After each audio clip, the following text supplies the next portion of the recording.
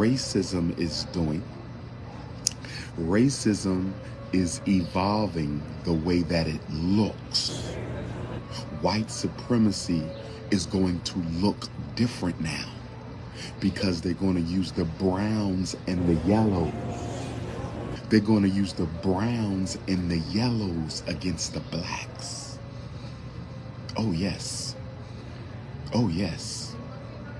You won't see the white hand. You won't see the white hand no more. They're using the browns and the yellows against the blacks. Oh, yes. Look at Chicago. If black people don't know how to prioritize themselves, we will be eliminated. Genocidal diversity. That's the new movement. What did I tell y'all?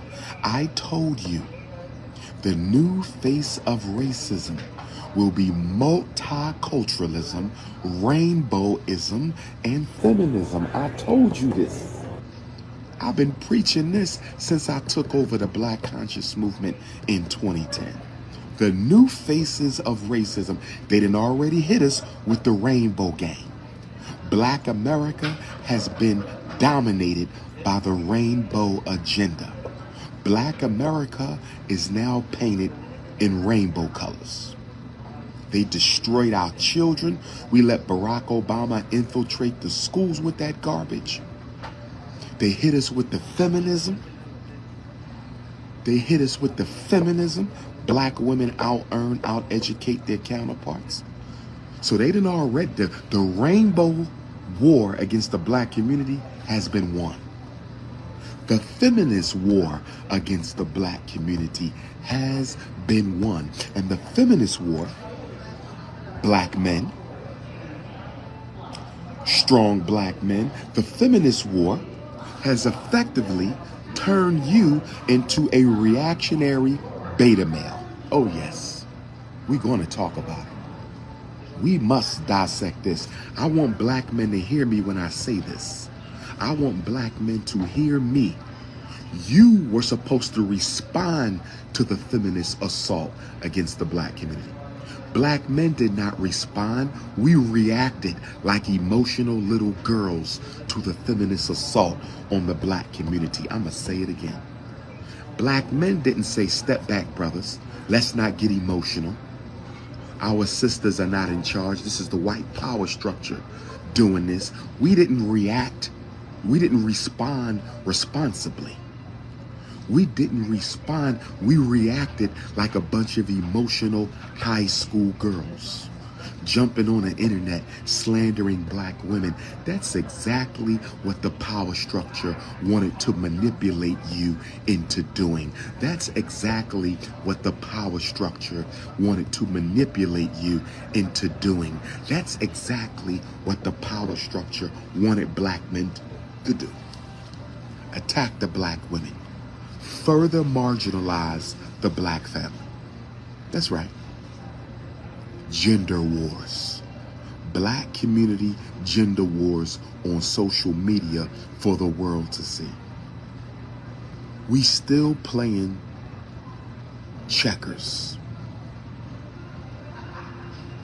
Stop talking about leaders.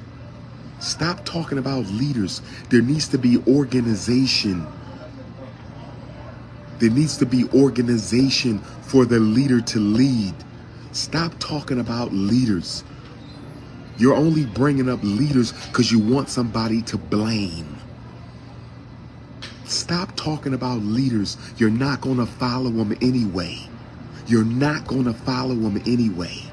Stop talking about leaders. The issue is not leadership. You need organization. For those of you who've been to the military, when you go into basic training and the drill sergeant does what? Organizes you. Then the leader comes. You got to get organized and then the leader shows up. You got to get organized and then the leader shows up. When black people are organized, the leadership will manifest itself. This genocidal multiculturalism, this toxic multiculturalism that they suffocating the black community with. Your way out of this is through organization. But we don't want to organize. Can we be honest? We just want to watch YouTube videos. We don't want to organize. We just want to go shopping. We don't want to organize. We just want to chase snow bunnies. We don't want to organize. We just want to argue. Black men, black women. Where's the organization at? Where's the organization at? You only do it when white people make you. That's what's wrong with the Negro. He only responds to European instruction. Your children go to public school.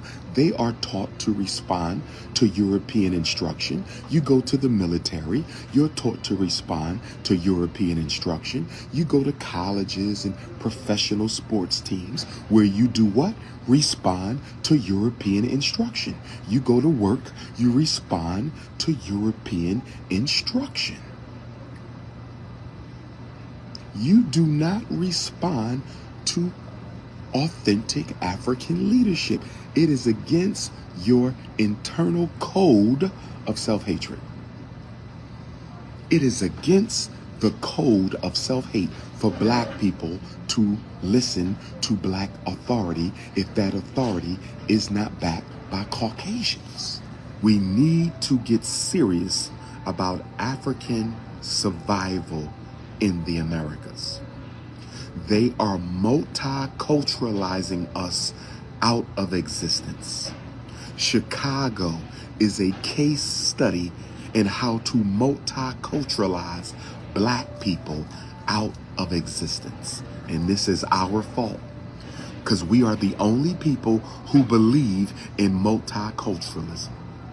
Nobody else on the planet Earth practices multiculturalism except American Africans. Except American Africans. Except American Africans. They could never infiltrate another community with immigrants. They couldn't do it. They couldn't do that to the Italian community. They couldn't do this. What they doing in Chicago would be impossible anywhere else. They couldn't even take the immigrants to the Latino community in Chicago. They couldn't even take the immigrants to the Latino community in Chicago, because no other community is going to let the government show up with busloads of migrants and dump them off. The only people you can do that to, the only people you can show up in their community and dump busloads of non-English speaking anti-African migrants, the only place you can do that is in a black community. For two reasons. For two reasons. Number one, we love everybody. Everybody is our brother and sister. That's right. There are no boundaries around the black community. And since there's no boundaries around the black community, since there's no boundaries around the black community, you can drop anybody you want off in any black community, because we are a colorblind people. We are a colorblind people. We are a colorblind people. We are a colorblind people, and we are a disorganized people. Lord have mercy. If black Chicago was selfish, you wouldn't have a migrant crisis. Not individual selfishness. That's a big problem, individual selfishness. I'm talking about collective group selfishness. That's right. If it ain't for blacks, if it ain't about blacks, count me out. That's right. That's right.